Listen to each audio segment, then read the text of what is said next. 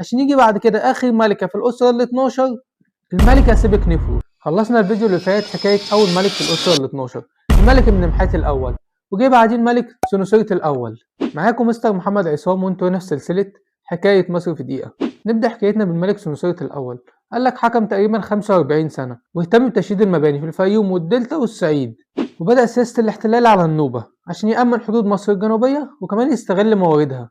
وفي آخر 3 سنين من حكمه يشارك ابنه معاه الملك ابن محات التاني. قال لك الملك ده عهده كان كله استقرار واهتم بتصليح علاقته مع جيرانه، وكمان بعت هدايا لأمراء سوريا وهم كمان بعتوا له هدايا. وفي آخر 6 سنين في حكمه شارك ابنه معاه الملك سنوسرت التاني.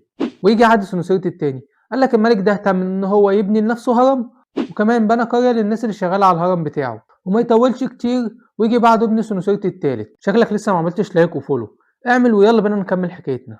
قال لك الملك ده اهتم بالنوبة وعمل فيها مباني كتيرة، ولقى شوية ناس هتبدأ تعمل قلق في النوبة فبعت لهم شوية حملات عشان يقضي عليهم، وعمل سلسلة من الحصون في مناطق مختلفة عشان يقدر ان هو يحصن مصر. وكمان بعت حملة على فلسطين عشان لقى البدو هيبتدوا يهجموا على مصر فراح هناك وهزمهم عشان يكسر شوكتهم.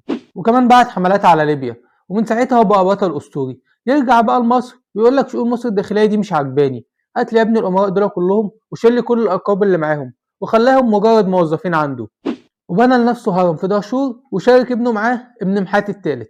قال لك الملك ده اخد اطول فتره حكم، حكم تقريبا 48 سنه، والعصر بتاعه كان عصر طمأنينة ورخاء بسبب الحروب اللي عملها ابوه خلاله البلد هاديه.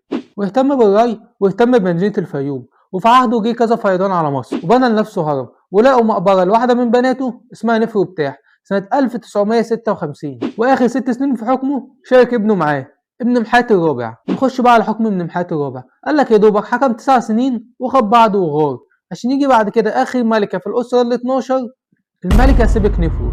ودي كانت اخر ملكه في الاسره ال 12 عشان بعد كده نخش على عهد الهكسوس. لو عايز تعرف ايه اللي هيعملوه الهكسوس في مصر فولو لايك واستنى كل جديد.